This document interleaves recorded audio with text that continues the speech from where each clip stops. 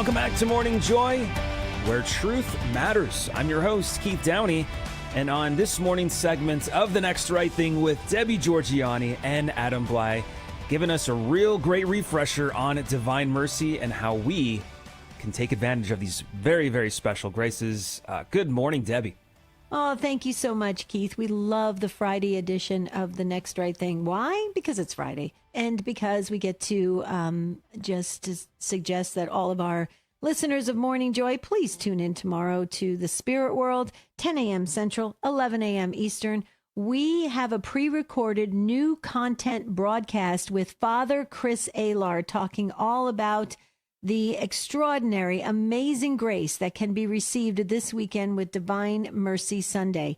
And it was recorded before our Holy Father passed away. Okay, so you're going to hear some references to Blessed Carlo Acutis and the canonization. Obviously, that has been suspended. And we do have the funeral for the Holy Father on Saturday, which is tomorrow. And so everybody's going to be focused on the funeral, which we all should as good and faithful Catholics. But we don't want you to miss these extraordinary graces that can be received by all of us during this Divine Mercy weekend. And so Adam and I just wanted to go over again some of the things that if you choose to enter into this, I think you're going to be very happy, because it'll remove all that temporal punishment of sin. And it's a pretty extraordinary, amazing grace being given bigger and just more, how do I say this? Bigger than a plenary indulgence. Okay. It's bigger than that. So that's why we have to have you understand this completely, because the people are, and that's another meme that's floating around, Adam, from last week. And there's a meme about plenary indulgences for Divine Mercy. It's actually bigger than that. And Father Chris Alar talks about it, but we didn't want our Morning Joy listeners to miss out on the opportunity to go to confession. So our show airs 10 a.m. Central, 11 a.m. Eastern, and some confessions are already done for the weekend. So Adam, why don't you start? Well, to put this in context, for those that don't know, the Divine Mercy kind of devotion comes from a Polish nun who, St. Faustina, who had a number of visits from the Lord talking about his divine mercy. And her visions were endorsed basically to the highest level in the church. And John Paul II kind of made the Divine Mercy Sunday a big part of the year, of the liturgical year. So this is as kind of supported and validated, I think, as any vision has been in terms of private revelation. Now, what is it? Well, it's obviously about mercy, which Pope Francis has been strongly about mercy, and in fact opened the special door at St. Peter's recently for the Jubilee year. And there's a special grace when you go through that door, meeting all the conditions to receive a plenary indulgence. Well, Divine Mercy, which is coming this weekend, you've got a couple days here left to get ready for it, is huge. And Deb, I'm hoping that in a minute you can go over how it's even greater than a plenary indulgence, and so why we might be interested in it. But kind of the bottom line is, it would be great if you got in a state of grace now, before Sunday, so that you can, without the stress of saying, I need a last minute confession and I got to find a priest who's willing to, drop everything and make an exception for me and whatever it might be. It would be great to enter into this in a state of grace, no unconfessed mortal sin on your soul, so that you can focus on just entering into that and focus on the joyful gratitude that we feel about divine mercy. So go ahead. No, right. But I know what you're saying is so powerful. And I want to go over this because people are going to get confused. We know because last year you asked all about it for Divine Mercy Sunday. So we've got Divine Mercy Sunday coming up this weekend. Okay. Think about this for a minute. Now, automatically, when you hear that, people hear plenary indulgences. Well, with plenary indulgences, Adam, there's conditions that must be met in order to receive some of those graces. Some of them, meaning, some of the things that can come back to benefit your soul, right, for all of eternity. Well, one of the criteria is that you condition is you cannot have any attachment to sin, which is very difficult to do. And Father Chris Alar talks about this tomorrow on the Spirit World. So, but with Divine Mercy Sunday, this is a special opportunity to receive abundant graces for the afterlife. Okay, and what is that? Well, you basically just have to be in a state of grace. Okay, you don't have to be perfect, absolutely spotless perfect, but you have to be in a state of grace and receive Holy Communion and believe in God's mercy and trust in God's mercy. So you trust in the divine mercy messages that God revealed to Saint Faustina, which is the ocean of mercy, right? It's just you absolutely believe in that. You don't even have to be completely perfect to do that, but you do have to be in a state of grace. Don't be in a state of mortal sin. So that's why you want to get to confession if you're going to receive Holy Communion during Divine Mercy Sunday, okay? And then what happens? Okay, all of those punishments that we are going to be taking with us, the temporal punishments for our sins that we've committed here on earth, we're going to be taking them with us into the afterlife. Okay, they're washed away. It's an opportunity to clean the slate. Father Chris Alar talks about it tomorrow. And I have to tell you, after we did this broadcast, the one thing that bothered me about this broadcast is that it's going to be aired tomorrow, a little too late for a lot of people around the country to receive reconciliation. So just trust us on this, folks. Okay, get to confession today or early tomorrow morning, because when you listen to the Spirit World with Father Chris Alar, this is a game changer, and it's just a great way to shed all the things that we're carrying like baggage with us into the afterlife, and that we're going to have to pay for and be accountable for. It's not, and some people may say, wow, that just seems so like you're getting away with something. No, because you're trusting in God's mercy. Remember, that's the key. Believe in God's mercy. If you don't know the divine mercy messages, quickly try to, the diary is 1,000 pages, so that's going to be hard for you to go through stuff, but at least get an idea of what the divine mercy messages are, what Jesus said to Saint Faustina. And Saint Faustina did a beautiful job writing it all down in the diary. But the messages are very clear, basically that God's a God of mercy, a God of justice. But we don't tap into his mercy side enough. Okay, we're in our brains. We're constantly trying to figure things out, and maybe we don't feel worthy enough to be forgiven. And that's not what Jesus wants. He wants us to trust in him above all things. That's why that image is in every single church around the world and right underneath it. And he instructed Saint Faustina exactly how to paint it. Okay, it says, Jesus, I trust in you. He gave us the recipe to get this baggage off of us. You see how excited I am about this weekend? I'm so excited. Yes. And once you understand this amazing grace that you can get, you can do this every year for the rest of your life. Mm-hmm. Like this should absolutely be something that every Catholic is doing every year for the rest of their life. Every Divine Mercy Sunday, make it a plan. Get squared away spiritually, get in a state of grace, stay in a state of grace, right? Really, focus hard on not falling to mortal sin and take advantage of this. Like the gift is there. God wants us to take advantage of that gift and benefit from it. It's not that you're getting away with something. Mm-hmm. Now, I want to be clear, because I'm sure some people are saying, well, what do you mean for a plenary indulgence I have to have no attachment to sin? You said I was in a state of grace. What do you mean attachment to sin?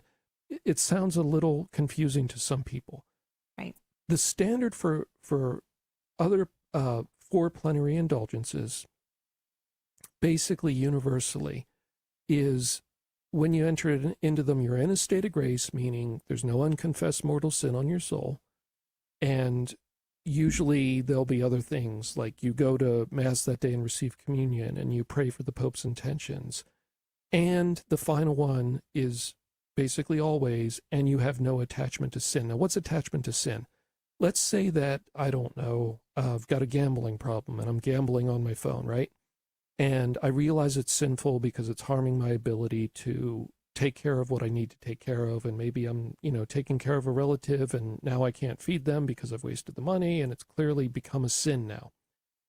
Well, let's say I go to confession and, I haven't gambled for 12 hours since confession.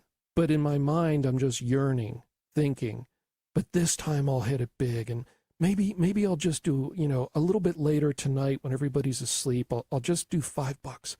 That's an attachment to sin. When you've got that nagging yearning to go back to the sin, that's kind of dominating you, that nagging yearning to do it again, even if it, it feels dirty and it makes you feel bad afterwards, and you're going to feel bad afterwards, you're still yearning to do it right. in kind of a twisted way. That's attachment to sin. That's the hard one, because as human beings, like, particularly the sins of lust, very hard to say you're completely detached from any, inclination to sins of lust, even in your mind. Like, that's a super high bar that most people don't attain until a very advanced spiritual state. And even then, they're probably not going to, attain that perfectly forever. So that's why this is such a rare and special day. Absolutely. By the way, Father Chris Alar is one of our wonderful speakers at our 25th anniversary, July 19th. Don't forget to register. It's free. It's in Plano, Texas. Please register. You don't want to miss this event. He's going to be one of our speakers. And boy, oh boy, was he great the whole hour of the spirit world. And he talks about this very unique opportunity, like you were talking about, Adam, that we can receive. And this is in the diary of St. Faustina, a complete forgiveness, remission of sins, a complete forgiveness of sins and punishment. That's the temporal punishment I'm talking about, folks, because remember, in so many indulgences and all sorts of other opportunities for grace, we're still going to have to pay for those that we're going to still be punished for those sins that we committed here on earth. Everything has to be accounted for. But this is a unique, game-changing opportunity. So please know that this is very, very important of a chance for so many people to be freed of all that guilt and shame and baggage and everything they carry, because many people can't feel like they're floating and flying in their spiritual life because they're so weighed down by their past. Well, this is a chance to clean that slate, guys. And as a matter of fact, we'll post some articles on this so that you can catch up very, very quickly. Our senior producer is right on top of it for all of our Morning Joy listeners. But Adam, I just learned about this weekend, Divine Mercy Weekend, about this extraordinary, amazing grace that can be received. I only learned about it, I think, a year or two ago. I didn't know my whole life. I'm going to be 60 years old this year. Yeah. And I didn't understand the details of it, really, until we talked with Father Alar. Mm-hmm. Like, I thought of it as a plenary indulgence. Me too. And I thought of it as a typical plenary indulgence where you have to have no attachment to sin in order to get the full benefit, which, of course, is basically, like, at least in my life, everybody else is good, but in my life, that's not going to happen. So, like you said a minute ago, like, in reality, you're going to still have temporal components of your punishment with plenary indulgences, because we don't have a perfect detachment from sin, right? That's right. This doesn't require that. And so it's so important to take advantage of. I just want to mention something, because I know so many people get excited about the exorcism world and what happens at exorcisms.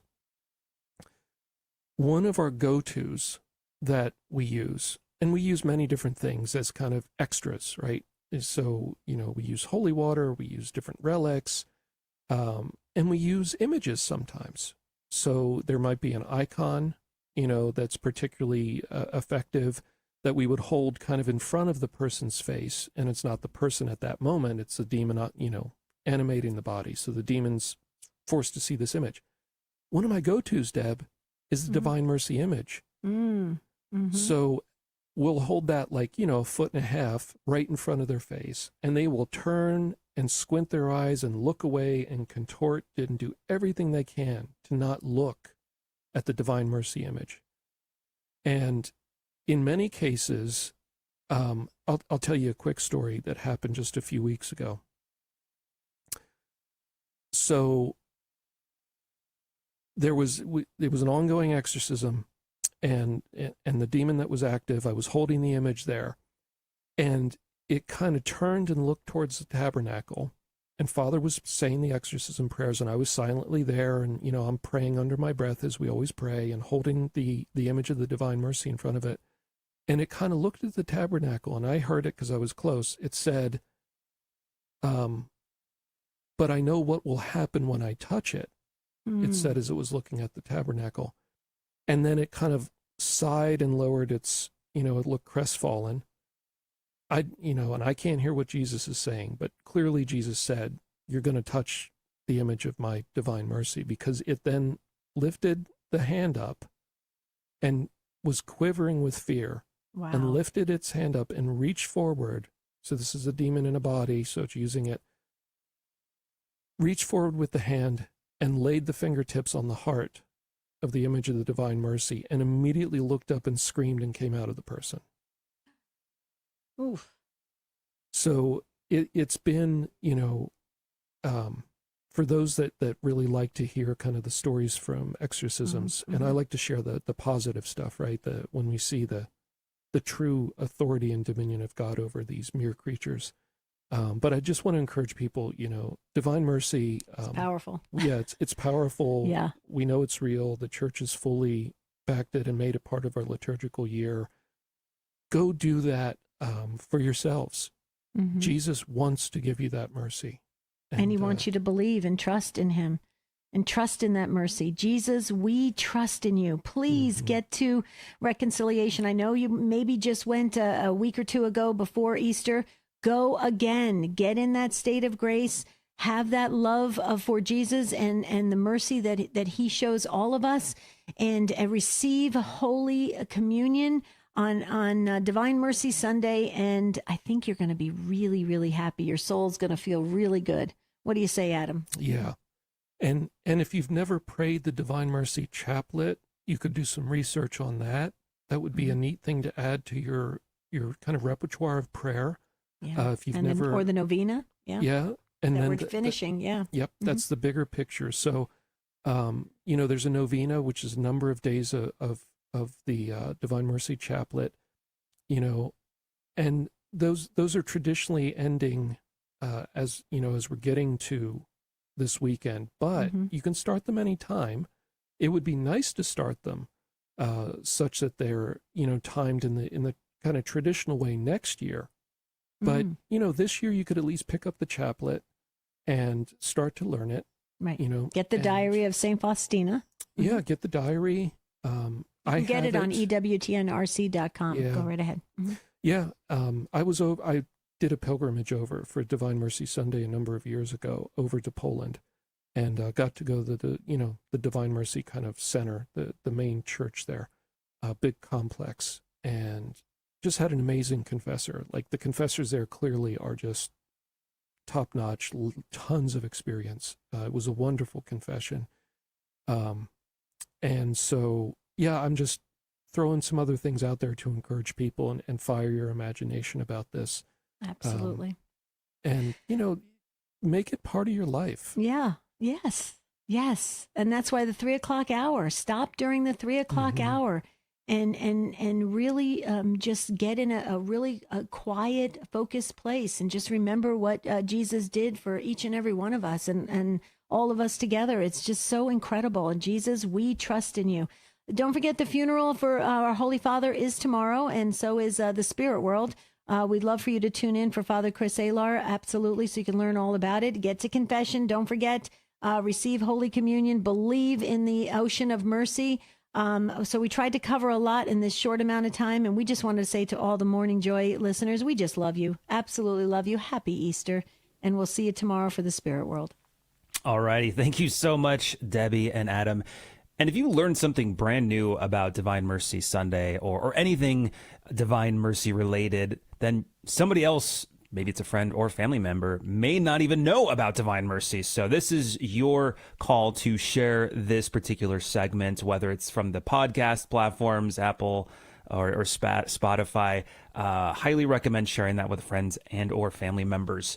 And to talk on the spirit world, so just a heads up, due to the EWTN broadcast of the Pope's funeral tomorrow, the spirit world will actually air at a special time tomorrow. So not at the regular 10 a.m. Central. No, this is going to be at 8 a.m. Central, 9 a.m. Eastern on the Guadalupe Radio Network. You can also watch it on YouTube and Rumble. Same time, 8 a.m. Central, 9 a.m. Eastern. That way, too, if maybe you weren't able to wake up that early, you can always just revisit it there on YouTube or Rumble. And once again, that is 8 a.m. Central, 9 a.m. Eastern, the Spirit World tomorrow, talking Divine Mercy with Father Chris Alar. So make sure to tune into that. Coming up next, we got Julie Carrick, going to be focusing on Divine Mercy and the childhood description her mother gave her. It's going to be great. Hang tight. We'll be right back here on Morning Joy, where truth matters. You're listening to Morning Joy, where truth matters.